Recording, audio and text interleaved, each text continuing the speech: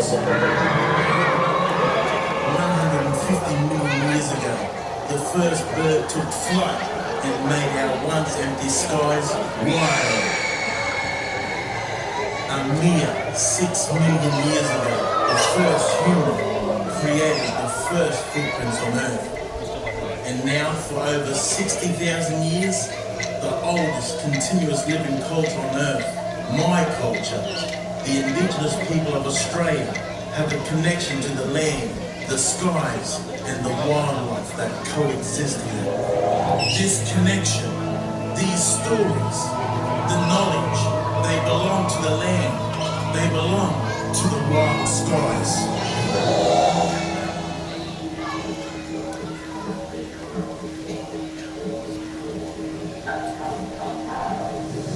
The power of light.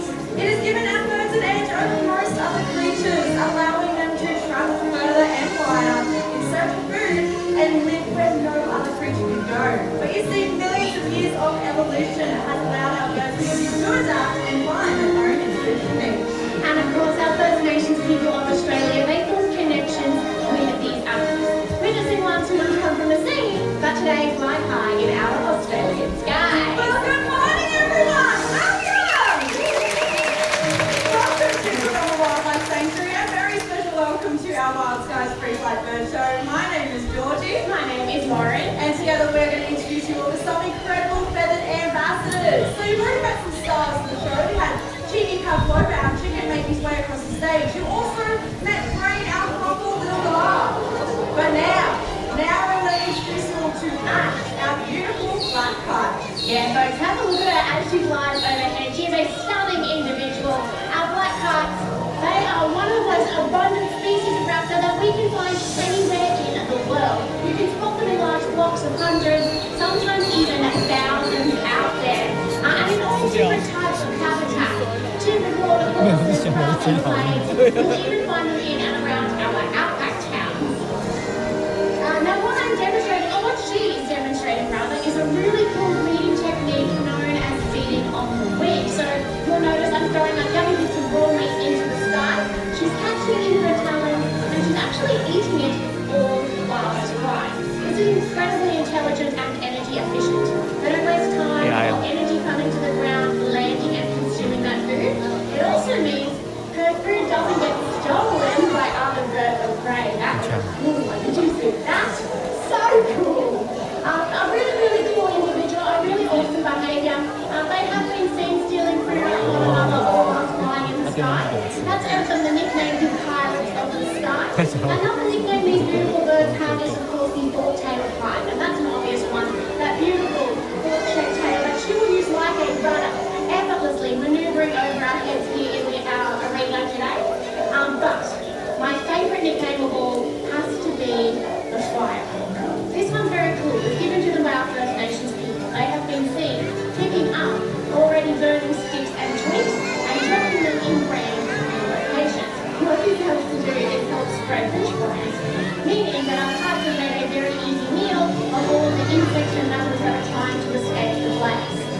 Super duper intelligent. It's actually an example of them using tools at their disposal. And I think that Ash has done a phenomenal job in our arena. Everyone make some noise! You know, just for Ash!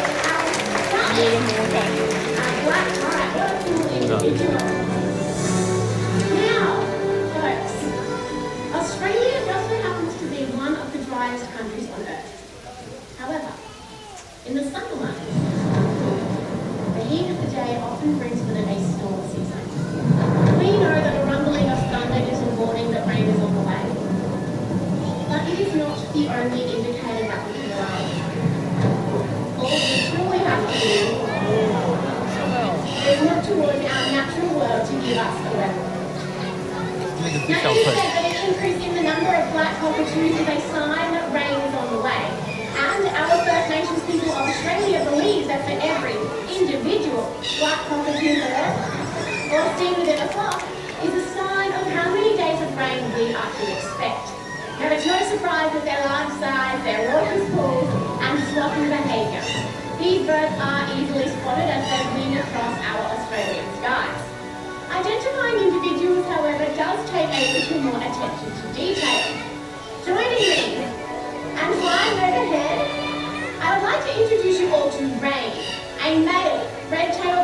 cockatoo. As he sits up there, take a little look at that beautiful jet black chest and those gorgeous crimson tail feathers.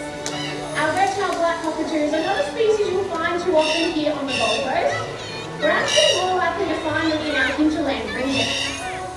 But these beautiful birds, they don't just live on the land, they remember it, coming back to the same nesting tree year upon year to have and raise their babies. Sadly though, for our beautiful black cockatoos, their habitat is changing right before their very eyes. The trees that they once returned to are being destroyed.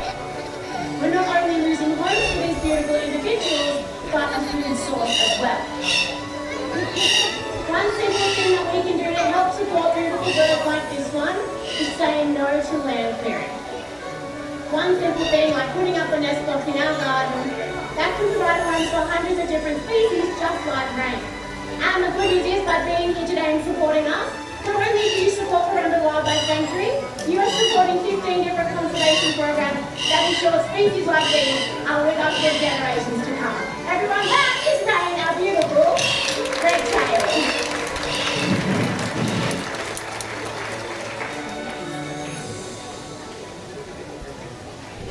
Absolutely stunning, but you see from the hinterland to the coast here in Australia, we are known for so many different things. One of them being our incredible beaches.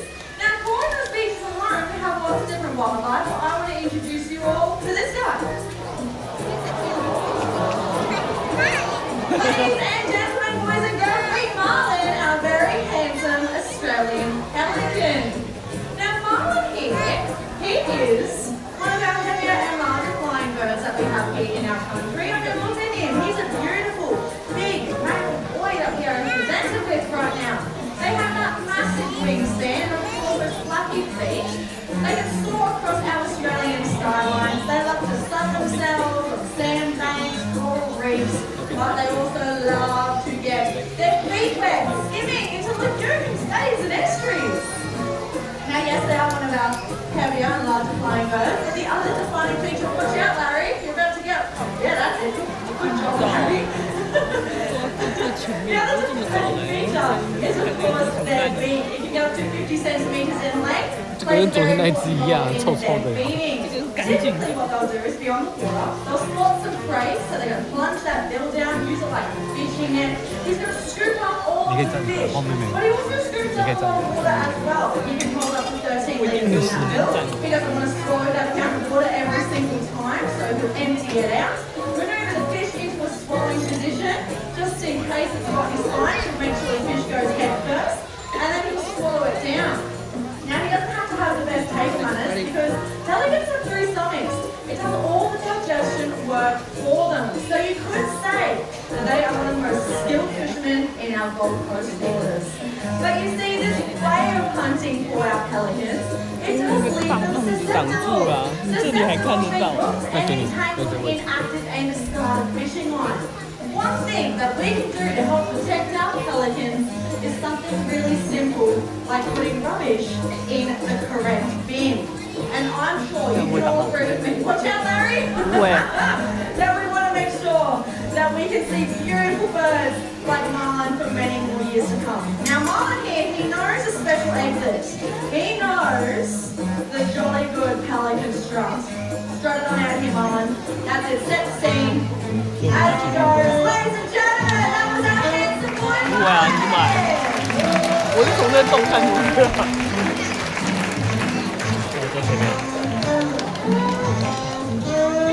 看这位人真的很烂。你说你最前面，早点来，我赶快去做。Birds like Marlin, they are struggling out there when it comes to fishing line injuries. It's not the case for all of our water birds. In fact, some of them have actually learned to adapt to us. Ladies and gentlemen, meet Monster, our crested tern.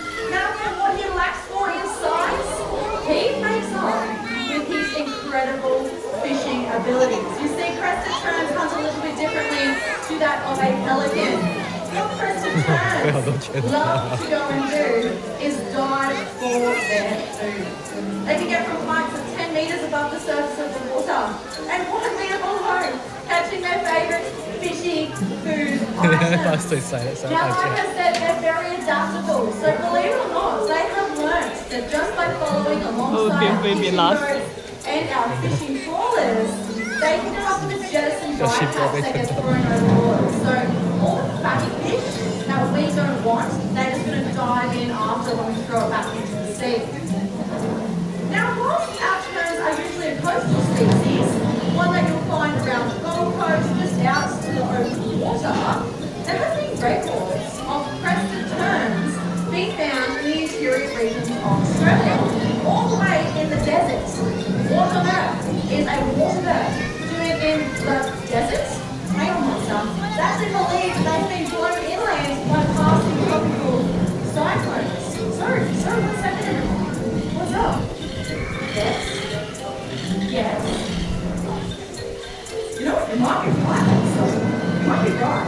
Once just caught wind, speaking, that's a bit of an inside joke, speaking of winds, that's the crested terns get blown inland by passing tropical cyclones with big winds, and we're all feeling it this day, but the winds have picked up around our sanctuary.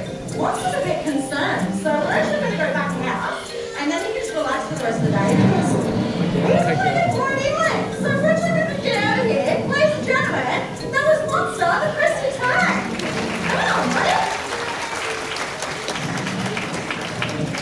Now, from the heat of the day all the way to the setting of the sun. Many animals, just like Marlin and Monster, they will go and they will rest. While others, there are others out there that will bring the night time to life. I'm of course talking about our nocturnal species. Animals who thrive under the cloak of darkness. You may not be aware of it, 飞速哈， but your own garden could be housing a surprising number of nocturnal species that all come alive at night. Up the top there, showing off his beautiful form and the strength of his prehensile tail, that is Ruby, our stunning brushtail. Oh, that was so sad. He dropped his treat. And one of the most common marsupials that we have here in Australia. And of course, he does get mumbled, a beautiful bushstone curlew. Folks, the clues that your garden is housing critters just like these are all around. Maybe it is the blood-curdling scream of a bushstone curlew. Maybe it's scuffling in the bushes like you may see when our possums are travelling through our tree country. If you look close, you'll find that those clues are absolutely everywhere. 在哪里？ Joining us now 啊，整天。 and showing off just how important a hollow can be. I would like to introduce you all 对， to 你帮我 Gorilla. 放大牌。 Gorilla by name, she is in fact a masked owl. And masked owls specialize 我先讲 in 了， hearing. As she sits on top of the hollow, bobbing her head from side to side, she's not dancing. What she's actually doing is using her heart or disc-shaped face 哦， like a satellite, triangulating sound to her lopsided ears. Her hearing is so acute, she can hear the squeaking of a mouse from almost 800 meters away. 看见那个无影怪， She can hear the heartbeat of that same mouse from just 10 meters away. 那个《神隐少女》里面那个。 Her other superpower is that of silent flight. 哦， As she flew over your heads just then, I guarantee you did not hear a wing's beat of effort. The edges of her feathers are frayed, eliminating any possibility of sound as she travels through our airways. Owls like Gorilla and many of our other nocturnal species, they have all had to learn to adapt to an ever-changing world, having to find their homes in our human infrastructure. Maybe a ranger's hut,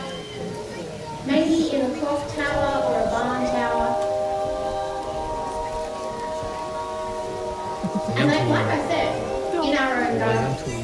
Now, earlier, we met monks, a beautiful example of a bush who we will share our human infrastructure with. Joining me now to represent her species is Mumble's best friend, Sprout. Have a look at her. As she makes her way around the stage today, she has those beautiful brown colorations that allow her to camouflage with her environment. When our curlers come across predators in the wild, their instinct is to stand perfectly still, hiding themselves from any potential threats. Unfortunately for curlews, it is all too common for them to be caught up and meet up with our domesticated cats. Did you know, here in Australia alone, our domesticated cats are responsible for killing 1 million birds every night. One small thing that you can do to help support beautiful individuals just like this one is keep your cats indoors at night. 70% of our wildlife here in Australia is nocturnal, and I want to see my garden filled with birds just like Sprout. Folks, make some noise. You have just met our awesome nocturnal species, Mumble, Sprout, Rufus, and Gorilla. Everyone's saying we are happy. You guys having fun so far? Yes. It's Easter Sunday. I know we've had more chocolate than that. Are we having a good time at the show? Excellent, good. And I guess, folks, on a more serious note, Australia is one of the most important nations on Earth when it comes to biodiversity. We are home to more unique species than any other well-developed country. However, early European settlement and its determination to cultivate the land, it has led to immense battles. In particular between farmers and wildlife, especially for our apex predators. What is an apex predator? It is an animal that sits at the top of the food chain, responsible for the regulation and maintenance of entire ecosystems.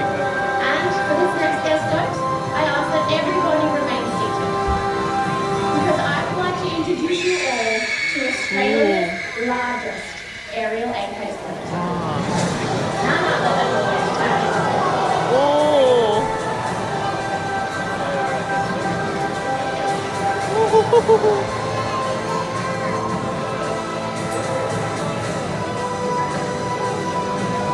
看得到它飞的时候吗？我已经想要拍了，拍不到。